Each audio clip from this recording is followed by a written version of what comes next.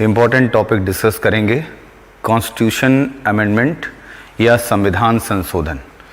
आज का बहुत महत्वपूर्ण विषय है ये संविधान संशोधन, संविधान संशोधन या कॉन्स्टिट्यूशन अमेंडमेंट। संविधान संशोधन की अगर हम बात करें या कॉन्स्टिट्यूशन अमेंडमेंट की, जो अंडर आर्टिकल 368 के अंतर्गत दिया गया है और हमारे कॉन्स्टिट्यूशन के पार्ट 20 में है, तो भाग 20 और आर्टिकल या अनुच्छेद की बात करें अगर हम, तो 368 या 368। अब इसमें संविधान संशोधन की दो बातें हैं। सबसे पहली बात तो क्या है, संविधान संशोधन की शक्ति, power of amendment in constitution, संविधान संशोधन की शक्ति, ये पहला पॉइंट है। और दूसरा है संविधान संशोधन प्रक्रिया, कॉन्स्टिट्यूशन अमेंडमेंट प्रोसेस। तो आप देख रहे हैं यहां पर कि कॉन्स्टिट्यूशन अमेंडमेंट या संविधान संशोधन के इस चैप्टर या इस पार्ट में जो सिर्फ एक आर्टिकल पर बेस्ड है, आर्टिकल 368, इस 368 में दो चीजें दी गई हैं। एक संविधान संशोधन की शक्ति और एक है संविधान संशोधन की प्रक्रिया, प्रोसेस क्या होगी। पावर्स रिलेटेड है किससे और उसके बाद प्रोसेस क्या है संविधान संशोधन की, ठीक है। तो देखिए, कॉन्स्टिट्यूशन अमेंडमेंट के आधार पर, संविधान संशोधन के आधार पर किसी भी देश के संविधान को कठोर व लचीला कहा जाता है। किसी भी देश के कॉन्स्टिट्यूशन को यह कहा जाता है अमेरिका का संविधान बहुत ही कठोर है, भारत का संविधान काफी लचीला है। क्योंकि अमेरिका के संविधान में संशोधन करना कठिन है, भारत के संविधान में संशोधन करना आसान है। तो इसी बेस पर, इसी आधार पर जो है ये बात कही जाती है कि ऐसा हो सकता है। लेकिन अभी आप जब पूरी प्रक्रिया देखेंगे तो आप देखेंगे कि हमारे कॉन्स्टिट्यूशन में हर एक चीजें शामिल है। कैसे, उस पर सबसे पहले अगर हम देखें संविधान संशोधन की शक्ति, तो यहां आर्टिकल 368 में यह कहा गया है कि संसद, पार्लियामेंट, अब देखिए ये पावर किसको मैक्सिमम दी गई है, पार्लियामेंट को। संसद अपनी संविधायी शक्ति, संविधायी मतलब संविधान में दी गई शक्ति, कॉन्स्टिट्यूएंट पावर, ठीक है, जो कॉन्स्टिट्यूशन के द्वारा मिली है, संविधायी शक्ति, पावर का प्रयोग करते हुए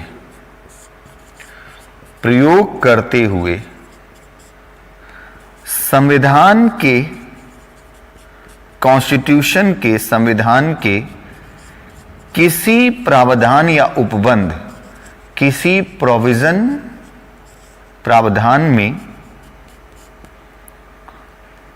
संशोधन कर सकती है, संशोधन कर सकती है, ठीक है। फॉर एग्जाम्पल, किसी अनुच्छेद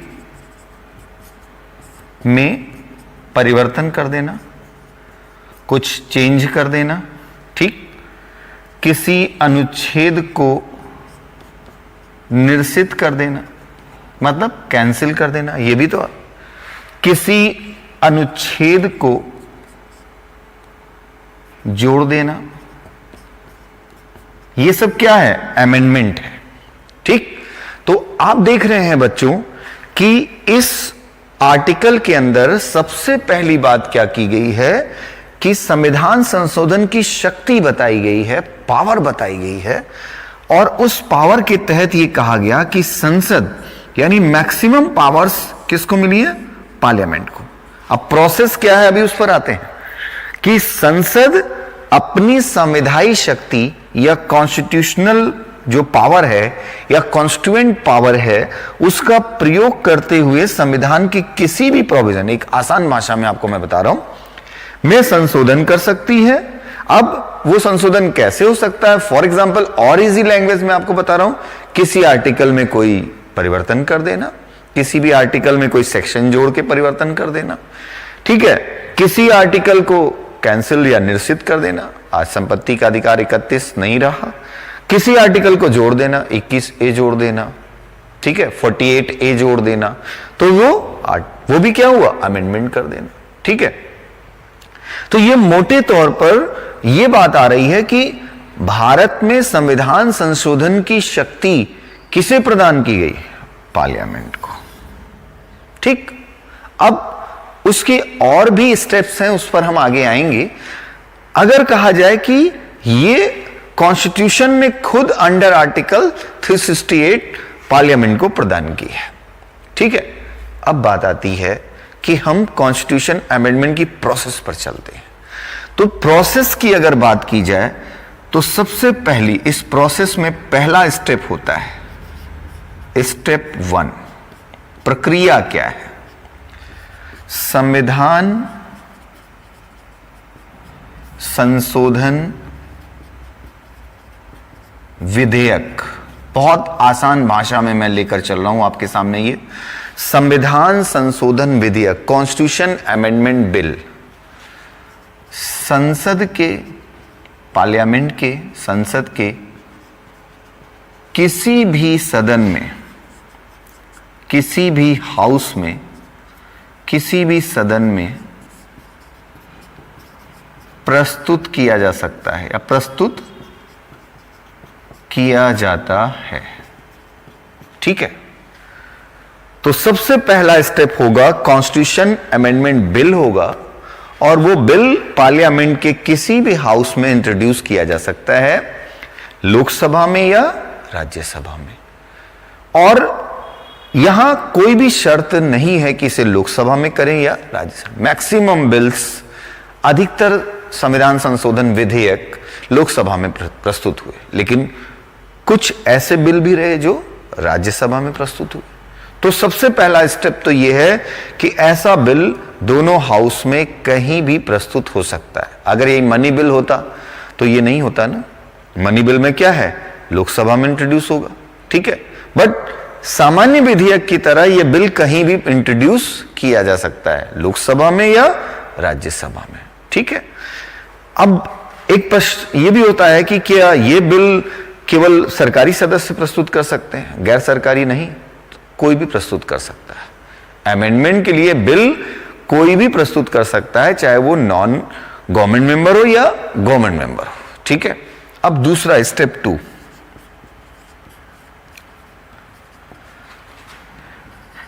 इस विधेयक को, बिल को दोनों सदन, लोकसभा और राज्यसभा, दोनों सदन विशेष बहुमत द्वारा पारित करते हैं। विशेष बहुमत द्वारा क्या है? अर्थात उपस्थित जो होता है प्रैक्टिकली उपस्थित सदस्यों, प्रेजेंट मेंबर्स के 2/3 बहुमत द्वारा, ठीक। प्रेजेंट मेंबर्स के 2/3 बहुमत द्वारा दोनों सदन इसे पारित करते हैं अलग अलग। लोकसभा में इंट्रोड्यूस हुआ, लोकसभा ने पास कर दिया, फिर राज्यसभा में भेजा गया, राज्यसभा ने पास कर दिया तो मान लिया गया दोनों हाउस ने इसे पास कर दिया या पारित कर दिया प्रेजेंट मेंबर के 2/3 मेजॉरिटी के द्वारा। ठीक है, इसमें किसी भी प्रकार की संयुक्त बैठक नहीं बुलाई जाएगी। एक हाउस ने पास कर दिया, आपका क्वेश्चन हो सकता है कि लोकसभा ने पास कर दिया, राज्यसभा ने नहीं पास किया, वहीं पर विधेयक रुक जाएगा, आगे कुछ नहीं हो सकता। यहां किसी भी प्रकार की कोई ज्वाइंट सिटिंग नहीं हो सकती, कोई संयुक्त बैठक नहीं होगी। तो एक हाउस ने पास कर दिया तो दूसरे हाउस का पास करना जरूरी है। अगर दूसरा हाउस पास नहीं करता है तो यहां पर कुछ भी नहीं हो सकता है, जैसा कि सामान्य विधेयक में होता है कि ज्वाइंट सिटिंग ऑफर की जाती है, यहां पर ऐसा कुछ भी नहीं होता है। ठीक, अब आएगा स्टेप 3।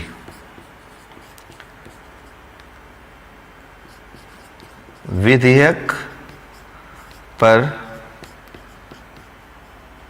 राष्ट्रपति के हस्ताक्षर सिग्नेचर के उपरांत के बाद यह संविधान संशोधन कॉन्स्टिट्यूशन अमेंडमेंट संविधान संशोधन अधिनियम के रूप में, एक्ट के रूप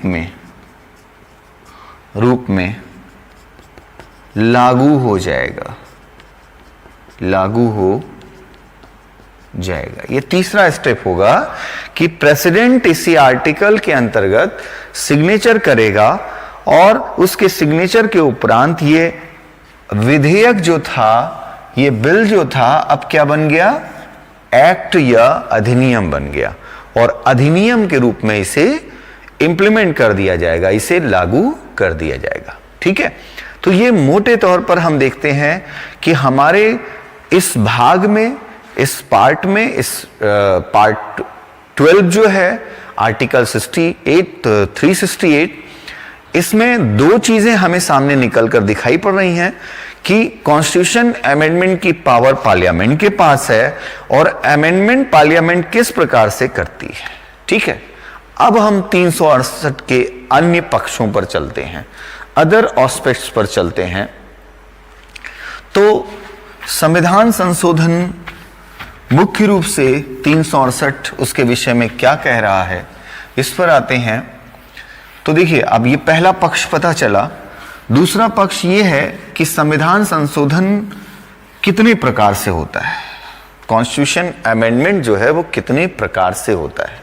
क्योंकि पहले पक्ष में आप देख रहे हैं सिर्फ पार्लियामेंट वाला प्रोसेस दिया गया है, लेकिन ऐसा नहीं है कि सारे प्रोविजंस को पार्लियामेंट अकेले अमेंडमेंट कर सकती है। तो इस आर्टिकल के अंतर्गत संविधान संशोधन की दो प्रक्रिया दी गई है, दो प्रोसेस या दो प्रक्रिया दी गई है। ठीक है, और पहली प्रक्रिया क्या है, दो प्रकार से संशोधन होता है। संसद के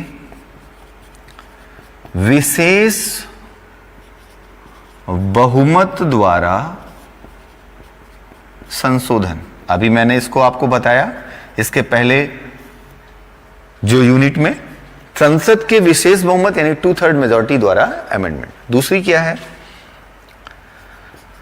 संसद के विशेष बहुमत, स्पेशल मेजॉरिटी, विशेष बहुमत तथा आधे से अधिक राज्यों के समर्थन से किया गया संशोधन, अमेंडमेंट। ठीक है, जैसे जीएसटी के लिए किया गया। ठीक, तो अब आपके सामने आया कि हमारे इस आर्टिकल में, इस पार्ट में संविधान संशोधन की दो प्रकार की प्रक्रिया है, दो प्रकार से संशोधन किया जा सकता है। ठीक है, सामान्यतः 3 प्रकार की बात की जाती है साधारण बहुमत से, लेकिन ऐसा कुछ हमारे 368 में नहीं है। ठीक है, वो एक अलग कैटेगरी मान ली गई।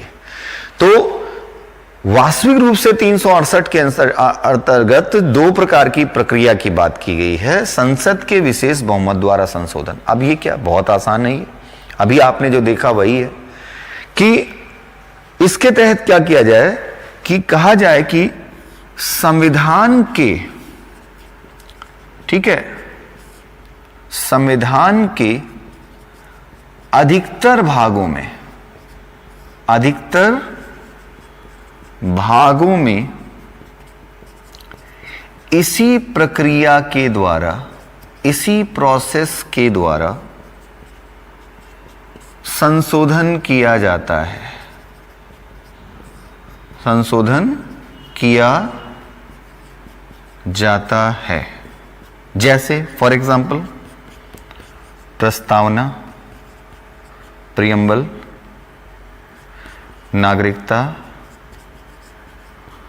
नागरिकता, मूल अधिकार, फंडामेंटल राइट, मूल अधिकार, नीति निदेशक तत्व। मैं कुछ एग्जाम्पल्स लिख रहा हूं, आदि ETC। ठीक, तो हमारे कॉन्स्टिट्यूशन के आर्टिकल 368 में यह कहा गया कि इसकी लिस्ट दी गई कि कौन से पार्ट में इस प्रोसेस के द्वारा अमेंडमेंट किया जाएगा। इसको समझिएगा, इसकी कोई लिस्ट नहीं दी गई है। जब आपको यह कहा जाएगा कि आप ये काम कर सकते हो, इसके अलावा आपकी जो मर्जी, ये काम तो आपको करना ही करना है, इसके अतिरिक्त आपकी जो मर्जी। तो अब इसका मतलब आपको मैं सुबह एक लिस्ट भेजता हूं कि आज आपका ये शेड्यूल है, ये करना है, दिशा अयोध्या ऐप में ये है, दिशा कैरियर इंस्टीट्यूट ऐप में ये करना है, ठीक है, आपको व्हाट्सएप ग्रुप पे, टेलीग्राम ग्रुप पे ये करना है, इस पे ये करना है। उसके अतिरिक्त अब आप फ्री हो, आपकी जो मर्जी वो करो, आपके पास अनलिमिटेड पावर है करने के लिए। इस लिस्ट में आप बंधे हो कि यही करना है आपको, अगर आप उसको एक्सेप्ट करते हो तो। सेम ऐसे ही हमारे कॉन्स्टिट्यूशन के आर्टिकल 368 में यह स्पष्ट किया गया कि इन चीजों में, जैसे 7वीं अनुसूची में कोई संशोधन करना है, अभी मैं लिखूंगा तो आपको स्पष्ट होगा कि इन प्रावधानों का संशोधन करने के लिए यह प्रक्रिया आवश्यक है। इसके अतिरिक्त सब संशोधन कहां से होगा? By parliament. इस वजह से यही कहा जाता है कि हमारे कॉन्स्टिट्यूशन के मैक्सिमम पार्ट में अमेंडमेंट करने की पावर किसके पास है? पार्लियामेंट के। और संसद अपनी इस शक्ति का प्रयोग करते हुए संविधान के अधिकतर भागों को संशोधित कर सकती है, और यही हमारे कॉन्स्टिट्यूशन की फ्लेक्सिबिलिटी है, यही हमारे संविधान की जो है वो लचीलेपन को दर्शाती है। क्योंकि अगर आप केवल संसद के विशेष बहुमत से कोई संशोधन कर लेते हैं, इसका मतलब यह प्रक्रिया आसान है, यह प्रक्रिया कठिन है। तो यह लचीलापन है कि संविधान के अधिकतर भागों में संसद के अंदर उपस्थित सदस्यों के 2/3 बहुमत अर्थात विशेष बहुमत के द्वारा संशोधन किया जा सकता है, अमेंडमेंट किया जा सकता है। अगर हमारे कॉन्स्टिट्यूशन में आर्टिकल 21A जोड़ा गया, अगर 48A जोड़ा गया, अगर हमारी प्रस्तावना में अखंडता शब्द जोड़ा गया, पंथ निरपेक्ष या समाजवादी शब्द जोड़ा गया, तो वो सारी प्रक्रिया इसी से अनुरूप रही होगी। अब अगर हम बात करें कि वो कौन से प्रोविजन हैं जिसके लिए इसकी आवश्यकता पड़ती है, तो ये प्रक्रिया क्या है आप देख रहे हैं। इसके अंतर्गत क्या होता है कि संसद में, लोकसभा में कोई बिल आया, संशोधन विधेयक आया, उसने पास किया, जैसा कि मैंने यहां एग्जाम्पल दिया GST के लिए हुआ 101वां संविधान संशोधन 2016 में। तो लोकसभा में बिल आया, लोकसभा ने पास किया, फिर राज्यसभा ने पास कर दिया, फिर राष्ट्रपति के द्वारा उस साइन करने से पहले उस बिल को सभी राज्यों के पास भेजा जाएगा, सभी राज्यों के पास जाएगा, राज्य विधानमंडल उस बिल को पास करेंगे, सपोर्ट कर रहे हैं राज्य विधानमंडल। अब जितने राज्य हैं उसका 1/2 + 1, यानी आधे से अधिक राज्य उस बिल को पास करके रिफ्यूज करके नहीं, पास करके राष्ट्रपति के पास भेज देते हैं, तो वो बिल पास हो गया पूरा, और फिर राष्ट्रपति सिग्नेचर के बाद उसे इंप्लीमेंट कर दिया जाएगा। ठीक है, जैसे 101वां संविधान संशोधन इसी प्रक्रिया के द्वारा पूरा किया गया था। ठीक है, अब यहां पर इस प्रोसेस के द्वारा कौन कौन सी चीजों में अमेंडमेंट किया जाता है, तो सबसे पहले हम देखते हैं कुछ इंपॉर्टेंट आर्टिकल हैं। कुछ इंपॉर्टेंट आर्टिकल्स हैं जिसमें अमेंडमेंट करने के लिए इस प्रोसेस की जरूरत पड़ती है। आर्टिकल 54, 55 जो भी हैं हम उस पर आ रहे हैं। ठीक है,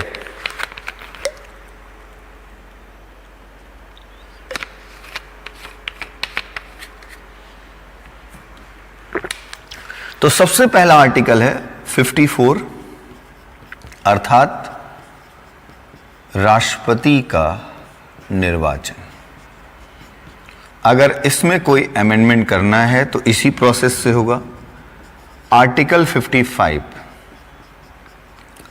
राष्ट्रपति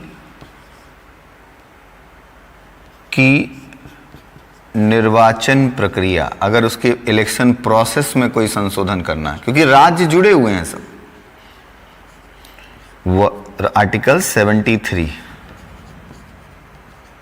संघ की यूनियन कार्यपालिका शक्ति का विस्तार। आर्टिकल 162, राज्य की कार्यपालिका शक्ति का विस्तार। संघ की कार्यपालिका शक्ति का विस्तार करना है, राज्य की कार्यपालिका शक्ति का विस्तार करना है। 241 में क्या था एक बार देख लेते हैं। संघ शासित क्षेत्रों के लिए उच्च न्यायालय या हाई कोर्ट, यूनियन टेरिटरी या संघ शासित क्षेत्रों के लिए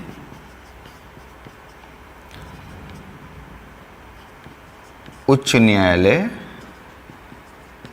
या हाई कोर्ट।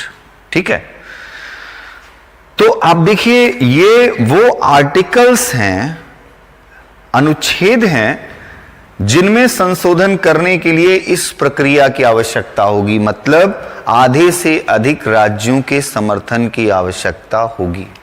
आपके सामने आ रहा है आर्टिकल 54, राष्ट्रपति का निर्वाचन, इलेक्शन ऑफ प्रेसिडेंट। आर्टिकल 55, राष्ट्रपति की निर्वाचन प्रक्रिया, इलेक्शन प्रोसेस ऑफ प्रेसिडेंट। संघ की कार्यपालिका शक्ति का विस्तार, आर्टिकल 73। 162, राज्य की कार्यपालिका शक्ति का विस्तार। 241, संघ शासित क्षेत्रों के लिए उच्च न्यायालय। तो ये आर्टिकल हुए, अनुच्छेद हुए।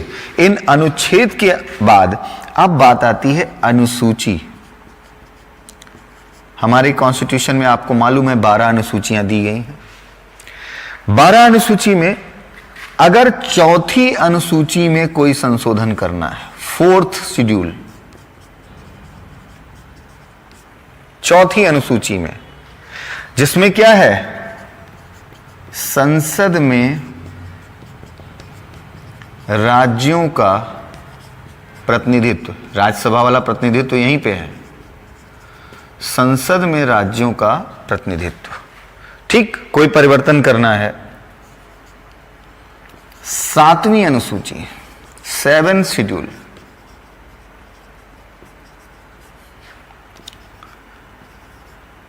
शक्तियों का वितरण, डिस्ट्रीब्यूशन ऑफ पावर्स, केंद्र सूची, राज्य सूची, समवर्ती सूची, इसमें कोई भी अमेंडमेंट करना है तो इसी प्रक्रिया को अपनाना पड़ेगा। जब जीएसटी का प्रावधान किया गया, गुड्स एंड सर्विस टैक्स का प्रावधान किया गया, तो सेंट्रल और स्टेट लिस्ट के कई करों को विस्थापित किया गया, हटाया गया। 17 टैक्सेस, दोनों के 17 टैक्सेस को विस्थापित किया गया। इसका मतलब केंद्र के कर भी प्रभावित हुए, राज्य के कर भी प्रभावित हुए। अब उन करों को आप हटा रहे हैं तो राज्य से पूछना, मतलब सीधी सी बात है, राज्य से पूछना, तो वो वितरण, अगर हम केंद्र सूची का विषय राज्य सूची में डाल रहे हैं, राज्य सूची का विषय समवर्ती सूची में डाल रहे हैं, ऐसा कोई भी अमेंडमेंट कर रहे हैं, तो हमें क्या करना पड़ेगा? हमें इस प्रक्रिया को अपनाना पड़ेगा।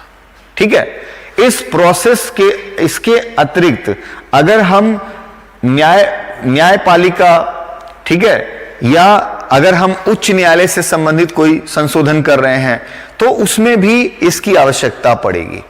एक और इंपॉर्टेंट पॉइंट यहां पर है, यहां आर्टिकल में मैं मिस कर गया, एक आर्टिकल यहां 241 के बाद और है, और वो आर्टिकल है आर्टिकल 368। अगर 368 में कोई संशोधन करना है, ठीक है, 368 के अंतर्गत अगर कोई संशोधन करना है तो इस प्रक्रिया की आवश्यकता पड़ेगी। मतलब बिना राज्यों से पूछे इसमें कोई अमेंडमेंट नहीं किया जा सकता। स्वयं 368, उसके लिए भी केवल संसद इसमें अमेंडमेंट नहीं कर सकती, संसद और आधे से अधिक राज्यों का समर्थन, तब इसमें अमेंडमेंट किया जा सकता है। ठीक है, केंद्र राज्य के बीच जो विधायी संबंध है, भाग 11 पार्ट 1, सेंट्रल स्टेट के बीच जो लेजिस्लेटिव रिलेशन है, उस विधायी संबंध में आर्टिकल 245, 246, ठीक है, उसमें अगर कोई भी अमेंडमेंट करना है तो यह प्रक्रिया अपनानी पड़ेगी। यानी केंद्र और राज्य के, यह भी विधायी संबंध की बात करता है, बट पार्ट 11 की बात मैं कर रहा हूं, उसमें भी कोई अमेंडमेंट करना है तो मोटे तौर पर अगर कहा जाए, ऐसे संशोधन, सामान्य भाषा में समझिएगा, ऐसे संशोधन, इनको देखकर लग रहा है, ऐसे संशोधन जिससे राज्य प्रभावित होता हो, ऐसे कॉन्स्टिट्यूशन के प्रोविजन जिसमें राज्य शामिल हो, निर्वाचन वगैरह देख लीजिए, जिसमें राज्य शामिल हो, ऐसे अमेंडमेंट करने के लिए इस प्रक्रिया की आवश्यकता होती है। ठीक है, भारत की न्यायपालिका सिर्फ केंद्र सरकार से नहीं जुड़ी हुई है, राज्य सरकार से भी जुड़ी है। तो अगर न्यायपालिका में कोई संशोधन करना है तो श्योर है यहां पर कहीं ना कहीं इस प्रक्रिया की आवश्यकता होगी। ठीक है, तो इस प्रकार से ये दो अमेंडमेंट की प्रोसेस है। अधिकतर भागों में संशोधन पहली प्रक्रिया के आधार पर होता है, लेकिन कुछ भागों में संशोधन इस प्रक्रिया के आधार पर होता है, और इसीलिए इसे कहते हैं कि हमारा संविधान कठोर और लचीलेपन का मिश्रण है। फ्लेक्सिबल ज्यादा है क्योंकि अधिकतर प्रावधानों में संशोधन संसद कर सकती है, और लचीलापन के साथ कठोरता भी है क्योंकि कुछ भागों में संशोधन करने के लिए संसद के 2/3 बहुमत के साथ साथ आधे से अधिक राज्यों का समर्थन प्राप्त होना चाहिए। और कठोरता इस बात में भी है, आगे आप चलकर देखेंगे अभी और अगले पक्ष में, कि कुछ ऐसे पार्ट हैं जिसमें हम अमेंडमेंट नहीं कर सकते, तो ये भी हमारे संविधान की कठोरता है। ठीक है, तो अब अगले पक्ष की ओर चलते हैं हम लोग, और इसके नेक्स्ट एस्पेक्ट्स पर जो इंपॉर्टेंट हैं कॉम्पिटिटिव पॉइंट ऑफ व्यू से, उस पर हम आते हैं। संविधान संशोधन से संबंधित जो अगला पक्ष है वो है कि हमारे इस आर्टिकल 368 से रिलेटेड अमेंडमेंट की बात आती है। 368 से रिलेटेड अमेंडमेंट या संशोधन की बात आती है, तो अब इसमें जो अगला इंपॉर्टेंट पॉइंट है वो है संविधान संशोधन से संबंधित संशोधन।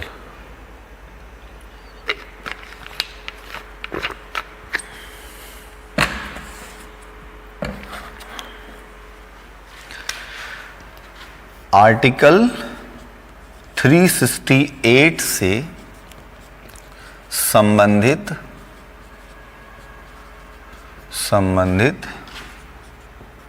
संविधान संशोधन। आर्टिकल 368 से रिलेटेड या 368 से संबंधित संविधान संशोधन। ठीक, तो ये जो है आपके लिए, आपके सामने आ रहा है, और ये बहुत इंपॉर्टेंट है बच्चों।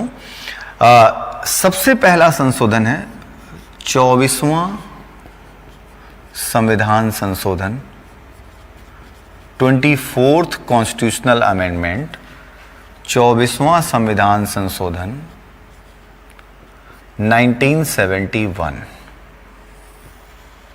1971। देखिए, एक चीज मैं आपको बताऊं कि ये संविधान संशोधन की शक्ति किसको मिली? संसद को। तो संसद ने हमेशा ये प्रयास किया कि इस शक्ति के द्वारा हम अपनी शक्ति को कितना बढ़ा लें, कितनी वृद्धि कर दें, संविधान के उन प्रावधानों को हम और ज्यादा मजबूत बना दें जो हमें शक्ति प्रदान करते हैं। क्योंकि किसी भी लोकतांत्रिक देश में हमेशा विधायिका और न्यायपालिका के बीच टकराव की स्थिति बनती है। विधायिका अपनी शक्तियों का प्रयोग करती है, न्यायपालिका अपनी शक्तियों का, और जिसके कारण कई बार ऐसा होता है कि दोनों में टकराव होता है। दोनों स्वतंत्र हैं अपने अपने क्षेत्रों में। तो जब दो स्वतंत्र संस्थाएं काम कर रही हों तो टकराव स्वाभाविक है, इसमें कोई बड़ी बात नहीं है। कोई भी देश होगा अगर लोकतांत्रिक है तो वहां पर यह स्वाभाविक है। इंडिया में भी ऐसा हुआ, कई ऐसे अवसर आए जब सुप्रीम कोर्ट कोई डिसीजन दिया और उसने डिसीजन में अपने को सर्वश्रेष्ठ, अपने को शक्तिशाली प्रतिस्थापित किया कि हमारे पास ये पावर है, हम ये आपका कानून कैंसिल करते हैं, हम आपका ये एक्ट कैंसिल करते हैं। तो सुप्रीम कोर्ट ने कहा कि भाई आप कैंसिल कर रहे हो तो हम आपकी पावर को छीनने की कोशिश करेंगे। ऐसा ही कुछ होता रहा। तो इस अमेंडमेंट के द्वारा 368 में कुछ ऐसे प्रोविजन किए गए जिससे संसद की शक्ति में वृद्धि हो सके, पार्लियामेंट और शक्तिशाली स्वरूप में आ सके। अब उसके लिए सबसे पहला आर्टिकल 368 के पहले पार्ट में अमेंडमेंट करते हुए, फर्स्ट पार्ट में अमेंडमेंट करते हुए यह प्रोविजन किया गया कि संसद संविधान संशोधन करके, संविधान संशोधन के द्वारा किसी भी उपबंध में परिवर्तन कर सकती है। अभी मैंने आपको बताया था, परिवर्तन, चेंज करना, परिवर्तन करना, मॉडिफाई कर सकती है, एडिशन कर सकती है या उसे निरसित कर सकती है। ठीक है, तो इसके द्वारा पहला किया गया कि संसद संविधान के किसी भी उपबंध यानी प्रावधान में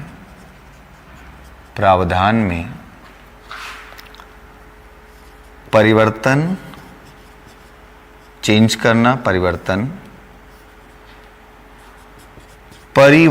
या मॉडिफाई करना, एडिशन करना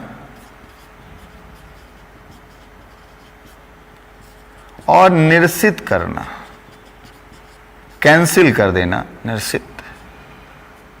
ठीक है, तो एबॉलिश कर देना, निश्चित कर सकती है। यह पहला अमेंडमेंट हुआ। पार्लियामेंट ने अपने आप की पावर को और बढ़ाया और उसने कहा हम किसी भी प्रोविजन में, क्योंकि कई ऐसे केसेस सुप्रीम कोर्ट में आ रहे थे, गोलकनाथ का मामला आया कि भाई फंडामेंटल राइट में आप अमेंडमेंट नहीं कर सकते, यहां नहीं, अब क्योंकि हम उतने विस्तार में यहां पर नहीं जा रहे हैं। फंडामेंटल राइट वर्सेस जब डायरेक्टिव प्रिंसिपल्स की बात आती तब वहां पर हम केसेस की चर्चा करते, तो यहां पर उतने विस्तार में, यहां मैं सिर्फ इतना बता रहा हूं कि इससे रिलेटेड ये अमेंडमेंट हुआ तो इसके द्वारा क्या प्रोविजन किया गया, और उसी रेफरेंस में कि वो अपने को पावरफुल बना रहा। संसद संविधान के किसी भी प्रावधान में परिवर्तन कर सकती है, परिवर्धन या एडिशन कर सकती है और कैंसिल कर सकती है या निश्चित कर सकती है। ठीक है, अब इसके बाद इसी 368 के इस संशोधन के क्रम में जो अगली प्रक्रिया है उस पर आते हैं। भाई ये 368 के तीसरे पार्ट में अमेंडमेंट करते हुए ये स्पष्ट किया गया कि अनुच्छेद 13 के अंतर्गत जो भी कार्य हो रहा है, अनुच्छेद 13 368 पे कहीं ना कहीं उससे उसका कोई भी 13 की कोई भी बात जो है इसके ऊपर लागू नहीं होगी। ठीक है, तो दूसरा अमेंडमेंट में क्या किया गया, 368(3) में यह कहा गया कि अनुच्छेद 13 की या 13 का कोई प्रावधान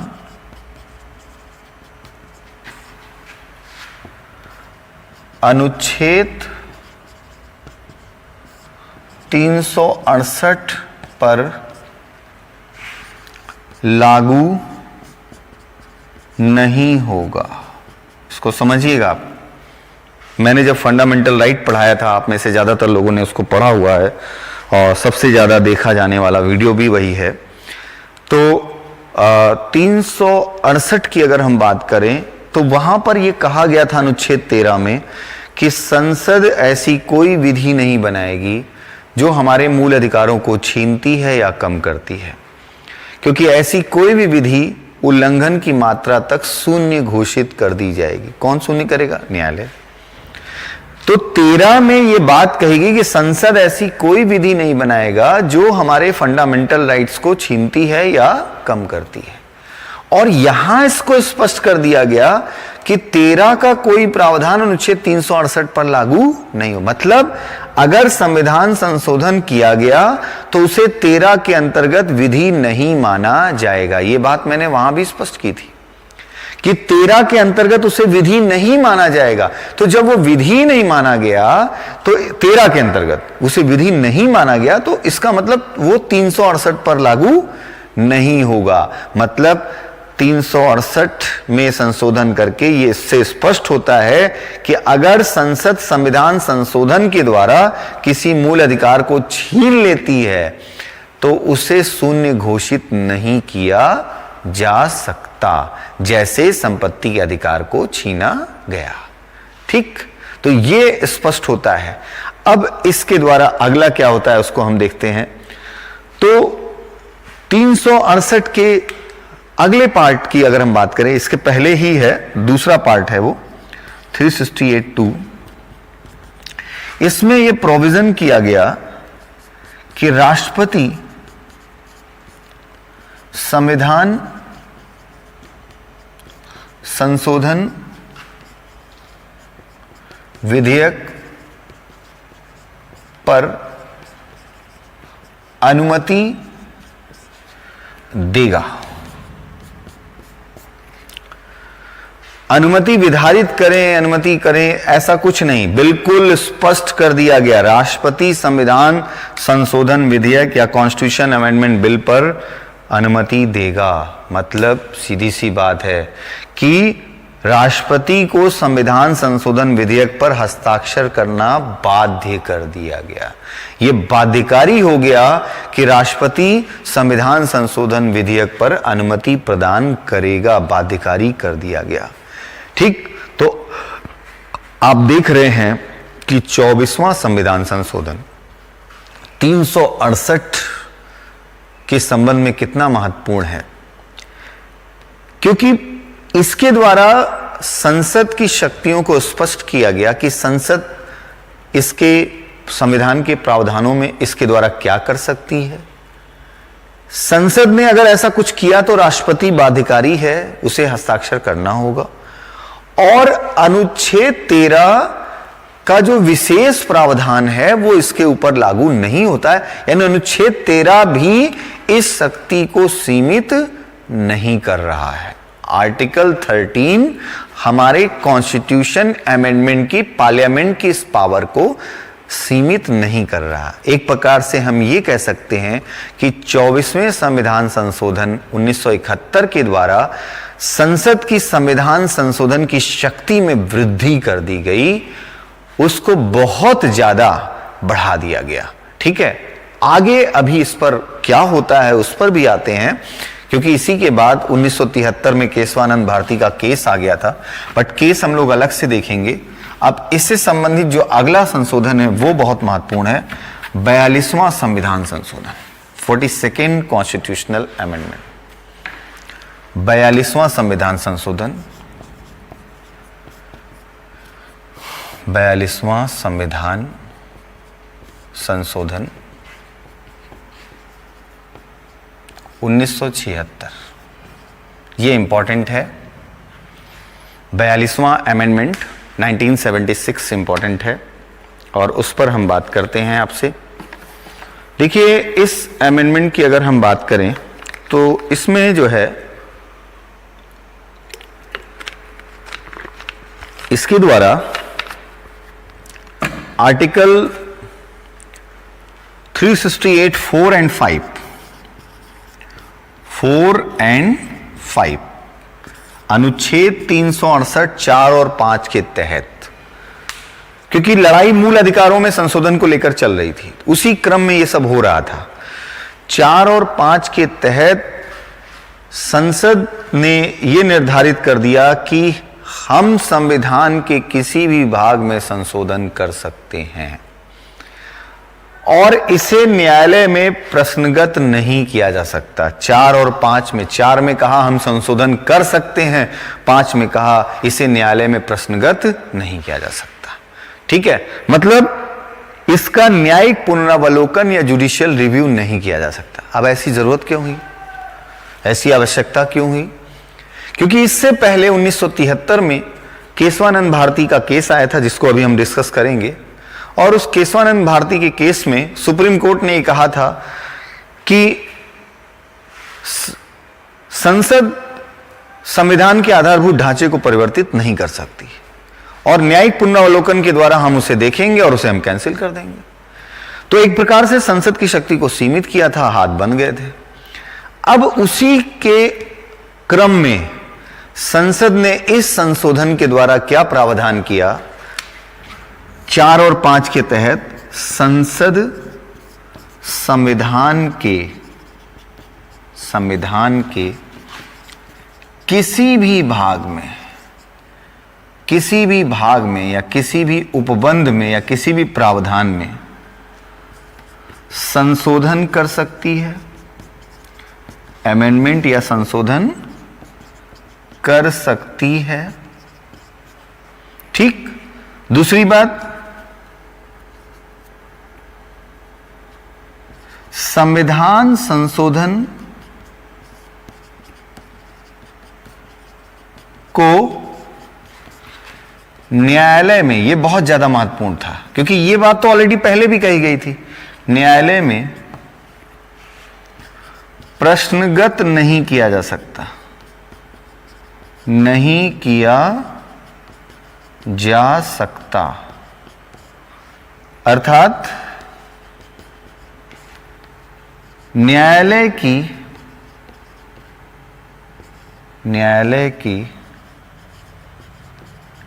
न्यायिक पुनरावलोकन, जुडिशियल रिव्यू, पुनरावलोकन की शक्ति समाप्त। इस मामले में, और मामले में नहीं, इस मामले में। ठीक। तो 42वें संविधान संशोधन द्वारा संसद और ज्यादा शक्तिशाली होती है और यह प्रोविजन कर दिया गया कि संसद संविधान के किसी भी भाग में संशोधन कर सकती है। ठीक है, कोई बात नहीं, आप पहले भी कहते थे। ये वाली बात ज्यादा प्रॉब्लम वाली थी कि संविधान संशोधन को न्यायालय में प्रश्नगत, क्वेश्चन मार्क ही नहीं लगाया जा सकता, कोई क्वेश्चन नहीं हो सकता। मतलब किसी भी संविधान संशोधन को हमारी न्यायपालिका उसका रिव्यू नहीं कर सकती, उसका न्यायिक पुनरावलोकन नहीं कर सकती। अब अगर न्यायिक पुनरावलोकन नहीं होगा तो क्या पता चलेगा क्या सही है क्या गलत? ऐसा कुछ भी नहीं किया जा सकता। ठीक है, तो ये इस अमेंडमेंट के द्वारा किया गया। अब ये 2 अमेंडमेंट इंपॉर्टेंट थे 368 से संबंधित। अब 368 से संबंधित सुप्रीम कोर्ट के 2 केसेस बहुत इंपॉर्टेंट हैं जिसकी चर्चा हम यहां पर करेंगे। ठीक है, 368 से संबंधित मामले, और जिसको हम इस रूप में देख सकते हैं, संविधान संशोधन की सीमा, लिमिट्स ऑफ कॉन्स्टिट्यूशन अमेंडमेंट। ठीक है, हमारी संविधान बनाने वालों ने कोई सीमा नहीं निर्धारित की। ठीक, कोई लिमिटेशन नहीं बनाई, बट उन्होंने लिमिटेशन नहीं बनाई तो लिमिटेशन तो बनानी पड़ेगी, क्योंकि अगर किसी को असीमित शक्ति दे दी जाएगी, चाहे वो संसद हो, चाहे वो न्यायपालिका हो, चाहे वो कार्यपालिका हो, चाहे कोई व्यक्ति हो या कोई संस्था हो, अगर किसी को असीमित शक्ति दे दी जाएगी तो उसका वो दुरुपयोग करेगा, उसका दुरुपयोग करेगा। जैसे हिटलर बहुत कट्टर, बहुत ज्यादा, ये माना जाता है हिटलर और मुसोलिनी का नाम किस रूप में लिया जाता, तानाशाह था, बहुत बड़ा तानाशाह था। तो हिटलर की थ्योरी क्या थी, जनता को इतना त्रस्त कर दो, लोग इतना, मतलब इतना तानाशाह था, तब भी उस कंट्री के लोग उसको मानते थे। क्यों? कि उसकी थ्योरी क्या थी, जनता को इतना त्रस्त कर दो कि लोग जीने को ही अपना विकास माने, इतना त्रस्त कर दो कि जीने को ही अपना विकास माने। अब सोचो आप, तानाशाह की ये सोच होती है। क्यों? उसको अनलिमिटेड पावर मिल गई।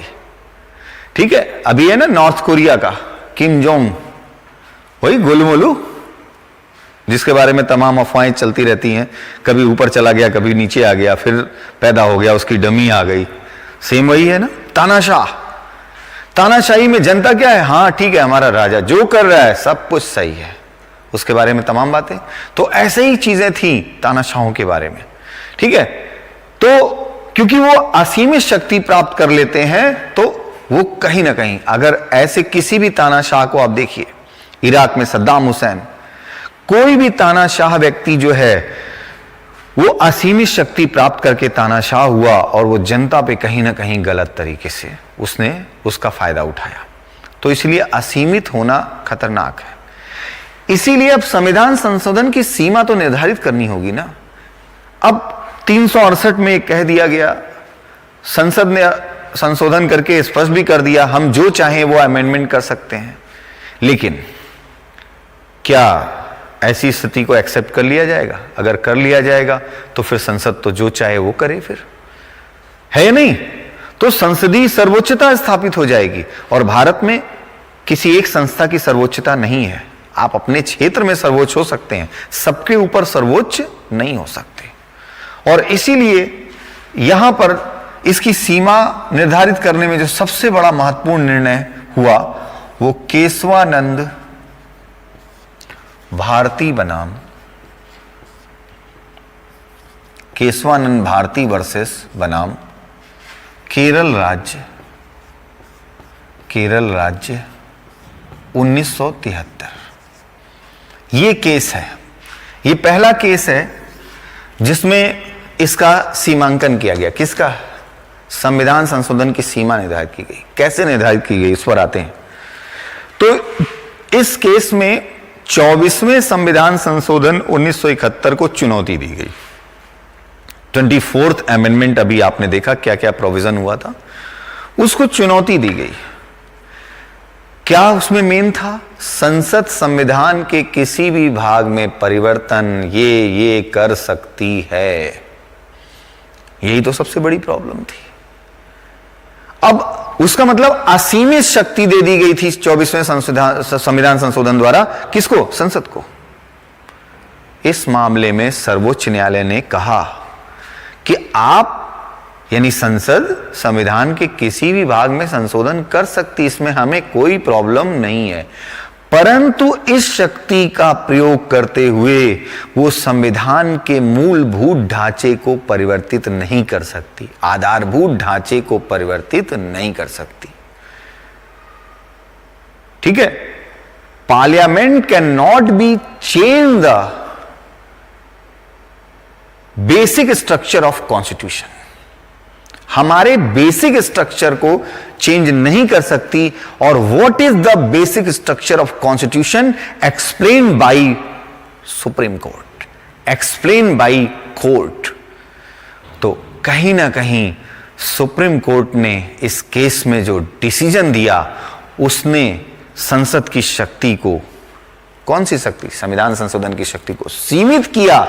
और किसे शक्ति प्रदान कर दी इस मामले में? चेक एंड बैलेंस की न्यायालय को न्यायालय को प्रदान कर दी। और इसीलिए अभी मैंने आपको बताया कि 42वें संशोधन द्वारा संसद ने फिर कहा, भाई आप अमेंडमेंट नहीं कर सकते, सॉरी, आप न्यायिक पुनरावलोकन नहीं कर सकते, हम आपकी जुडिशियल पावर रिव्यू की पावर ही छीन लेते हैं, क्योंकि लग गया कि यार इस पावर से तो ये हमारे जब देखो तब रोक टोक करेंगे। तो इस मामले में मोटे तौर पर अगर कहा जाए तो क्या हुआ, संसद संविधान के, ये सुप्रीम कोर्ट का निर्णय है, सर्वोच्च न्यायालय ने निर्णय दिया, संविधान के किसी भी भाग में, ये मैं बहुत सरल शब्दों में आपको बता रहा हूं, संशोधन कर सकती है, परंतु संविधान संशोधन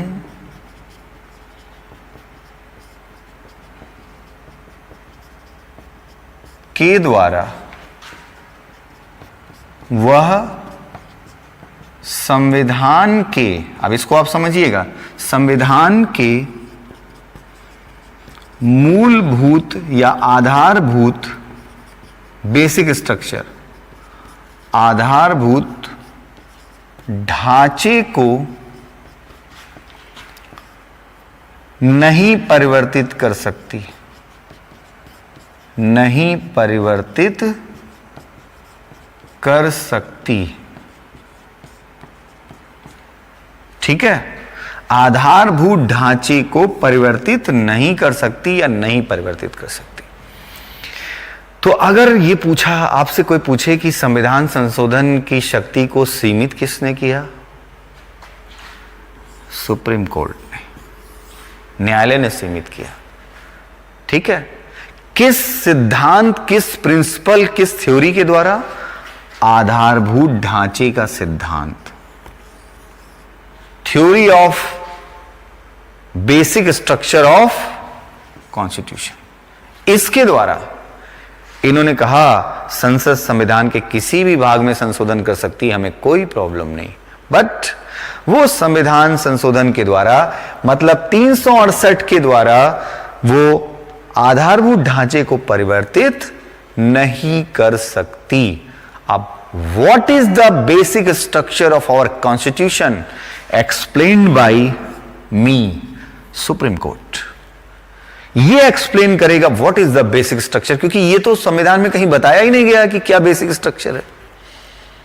ये तो संविधान में कहीं नहीं कहा गया ना, ये मूलभूत ढांचा, ये आधारभूत ढांचा है, ऐसा कुछ भी नहीं कहा गया। अभी तक सुप्रीम कोर्ट ने अलग अलग केसेस में आधारभूत ढांचा किसको किसको माना है, इसको अगर हम देखें तो संसदीय शासन प्रणाली, पार्लियामेंट्री गवर्नमेंट सिस्टम, इसको आधारभूत ढांचा माना। न्यायिक स्वतंत्रता, जुडिशियल फ्रीडम, आधारभूत ढांचा माना। सेकुलरिज्म, धर्मनिरपेक्षता, पंथ निरपेक्षता, इसको आधारभूत ढांचा माना। लोग फालतू की अफवाहें फैलाते रहते हैं, ऐसा हो जाएगा, वैसा नहीं हो सकता। बेसिक स्ट्रक्चर मान लिया है सुप्रीम कोर्ट ने, तो कोई भी यहां पर धर्म के आधार पर कुछ भी नहीं हो सकता। ठीक है, वो हमारे मूलभूत संविधान के तत्व में है ही नहीं है। जीवन का अधिकार, राइट टू लाइफ, आर्टिकल 21, ये हमारे संविधान का आधारभूत ढांचा माना गया। ठीक है, तो ऐसे समय समय पर अलग अलग केसेस के अंतर्गत ऐसी तमाम चीजों को आधारभूत ढांचा माना गया है, और उसके आधार पर सुप्रीम कोर्ट ने स्पष्ट किया कि यदि कोई अमेंडमेंट होता है तो उसे निरसित या कैंसिल या शून्य घोषित किया जा सकता है। अभी आगे उसका एग्जाम्पल भी आएगा आपके सामने। अब जब यह डिसीजन दे दिया और यह हो गया कि आधारभूत ढांचे के सिद्धांत के आधार पर संसद के संविधान संशोधन की शक्ति को सीमित कर दिया गया, अब ऐसे में संसद को लगा कि हमारी शक्ति तो छीन रहे हैं, ये क्यों सीमित कर रहे हैं। 42वां संशोधन जो अभी मैंने बताया था, उसके द्वारा आपने देखा कि एक प्रावधान कर दिया कि आप किसी संविधान संशोधन को का न्यायिक पुनरावलोकन नहीं कर सकते, क्योंकि संविधान संशोधन आपके सामने प्रश्नगत होगा ही नहीं। इसके बाद यानी 42वां संशोधन कब हुआ था? 1976 में। तो अगला केस आया मिनर्वा मिल्स बनाम, मिनर्वा मिल्स बनाम भारत संघ, 1980। मिनर्वा मिल्स बनाम भारत संघ 1980, ये केस आया 42वें संशोधन के बाद। ये दूसरा इंपॉर्टेंट केस है। इस केस में सुप्रीम कोर्ट ने इस केस में क्या किया, इससे पहले बताएं। इस केस में 42वें संविधान संशोधन को चुनौती दी गई, जिसमें वो प्रावधान था, ठीक है, कि संसद कोई भी संशोधन करे और देन उसको न्यायालय में प्रश्नगत नहीं किया जा सकता। सबसे बड़ी प्रॉब्लम वहां थी। तो उसको न्यायालय में 42वें संशोधन को चुनौती दी गई, जिसके बाद इस मामले में सर्वोच्च न्यायालय ने, सुप्रीम कोर्ट ने डिसीजन दिया कि क्योंकि न्यायिक पुनरावलोकन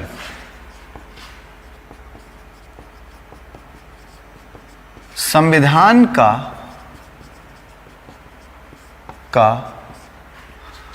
आधारभूत ढांचा है, मूल ढांचा या बेसिक स्ट्रक्चर है, आधारभूत ढांचा है। अतः 42वें संविधान संशोधन का वह प्रावधान निरसित किया जाता है, या शून्य घोषित किया जाता है, शून्य घोषित किया जाता है, जिसमें उसने यह प्रावधान किया था कि अनुच्छेद 368 के अंतर्गत संशोधन को न्यायालय में प्रश्नगत नहीं किया जा सकता, किया जा सकता। ठीक, अब देखिए, आप शून्य घोषित कर दिया, 42वें संशोधन को नहीं शून्य घोषित किया, 42वें संशोधन के उस प्रावधान को शून्य घोषित कर दिया जिसमें उसने यह प्रावधान किया था कि 368 के अंतर्गत संशोधन को न्यायालय में प्रश्नगत नहीं किया जा सकता। ठीक है, तो इस मामले में सुप्रीम कोर्ट ने यह स्पष्ट कर दिया, जो केशवानंद भारती के मामले में आधारभूत ढांचे का सिद्धांत आया था, उसे और स्पष्ट कर दिया कि ये बताकर कि न्यायिक पुनरावलोकन या judicial review is a basic structure of constitution और इसे आप हमसे छीन नहीं सकते। इसलिए आपका जो ये 368 में आपने जो अमेंडमेंट किया है कि इसे प्रश्नगत नहीं किया जा सकता, इस अमेंडमेंट को हम शून्य घोषित कर रहे हैं, कैंसिल घोषित कर रहे हैं। और वर्तमान स्थिति यह है, अब वर्तमान स्थिति यह है कि न्यायपालिका ने संसद की संविधान संशोधन की शक्ति को इन दो केसेस के द्वारा सीमित कर दिया। ठीक है, और अब इसके बाद अगर हम कहें कि संविधान संशोधन में जो वर्तमान स्थिति है वो ये है कि संसद को संविधान संशोधन की असीमित शक्ति नहीं है। संसद को संविधान संशोधन की शक्ति है परंतु सीमित है। किसने किया? किसने किया? सर्वोच्च न्यायालय ने। किसके द्वारा? Basic structure of Indian constitution, संविधान के आधारभूत ढांचे के द्वारा। आज अगर हम फाइनली ये कहें कि संसद को संविधान संशोधन के मामले में शक्ति बिल्कुल प्राप्त है, ठीक है, तो हम फिर से अगर आज कहें अंडर आर्टिकल 368 कॉन्स्टिट्यूशन के अधिकतर प्रावधानों में संशोधन संसद के दोनों सदन विशेष बहुमत अर्थात उपस्थित सदस्यों के 2/3 बहुमत द्वारा कर सकते हैं। कुछ प्रावधानों में मैंने एग्जाम्पल दिया, संशोधन करने के लिए, कुछ प्रावधानों में संशोधन करने के लिए संसद का 2/3 बहुमत और आधे से अधिक राज्यों के समर्थन की आवश्यकता होगी। राष्ट्रपति संविधान संशोधन विधेयक पर हस्ताक्षर करने के लिए बाध्य है। ठीक, संसद की संविधान संशोधन की शक्ति सीमित है। किस आधार पर? आधारभूत ढांचे के सिद्धांत के आधार पर। मतलब संसद संविधान में ऐसा कोई भी संशोधन नहीं कर सकती है जिसके द्वारा संविधान का आधारभूत ढांचा परिवर्तित होता हो। ठीक है, अब यहां पर मैंने आपको बहुत ही सरल शब्दों में संविधान संशोधन अर्थात अनुच्छेद 368 के प्रावधानों और उससे संबंधित महत्वपूर्ण तथ्यों को बताने का प्रयास किया है। एग्जाम पॉइंट ऑफ व्यू से बच्चों जो समझने वाली चीजें थी वो आज आपके सामने डिस्कस हुई हैं। रही बात तथ्यात्मक की, फैक्चुअल चीजों की, जैसे for example important amendment of Indian constitution, तो जो भी इंपॉर्टेंट अमेंडमेंट की लिस्ट है उसका पीडीएफ मैं आपको प्रोवाइड कर दूंगा। सारे अमेंडमेंट जो भी 1 से लेकर अभी तक जितने भी इंपॉर्टेंट अमेंडमेंट हुए हैं उसका पीडीएफ आपको मैं प्रोवाइड कर दूंगा, जो आप इसके नोट्स के साथ अटैच कर लेना या आप अपनी जो है लैंग्वेज में उसको लिख लेना। लिखने में ज्यादा बेटर होगा आपको। ठीक है, अगर आप नोट्स को लिखते हैं तो उसके साथ वो आपका 2-3 तरह से फायदा हो जाता है। ठीक है, तो अभी बच्चों आज इतना ही। आप आशा है कि इस लॉकडाउन के दौरान अपनी तैयारी के क्रम को ऐसे ही आगे बढ़ाते रहिए। देखिए, अब बच्चों के एग्जाम्स के शेड्यूल आने शुरू हो गए, इसका मतलब अब आपको भी एग्जाम्स के लिए तैयार हो जाना है और अब आपके भी एग्जाम्स की उल्टी गिनती शुरू होने वाली है, क्योंकि अब एसएससी ने क्लियर भी कर दिया है कि 1 जून से हम अपने अगले शेड्यूल को जारी कर देंगे, चाहे वो सीएचएसएल के बचे हुए एग्जाम हैं, सीजीएल का मेंस है या यूपी गवर्नमेंट के जो प्रोसेस अगले एग्जाम्स की होंगी। ठीक है, तो हर एक चीज को बिल्कुल क्लियर किया जाएगा। अभी टीचर्स का मामला सुप्रीम कोर्ट गया, सुप्रीम कोर्ट ने खारिज कर दिया कि भाई इसका मतलब कि अब जो नियुक्ति की प्रक्रिया है वो आगे बढ़ेगी। ठीक है, तो हर एक प्रोसेस में चाहे आप जब तैयार होगे तभी आपको उसका फायदा मिलेगा। और एक चीज हमेशा ध्यान रखिएगा कि आने वाले समय में आपको एग्जाम के लिए तैयार रहना है, आपको तैयारी इसी क्रम में अपनी करनी है। एग्जाम के लिए आपको हमेशा प्रिपेयर रहना है। ठीक है, तो अभी कुछ मिसलेनियस इंपॉर्टेंट टॉपिक के साथ हम एक और लेक्चर में आपसे मिलेंगे पॉलिटी के अंतर्गत। ठीक है, थैंक यू बच्चों, आपका दिन शुभ हो। Thank you.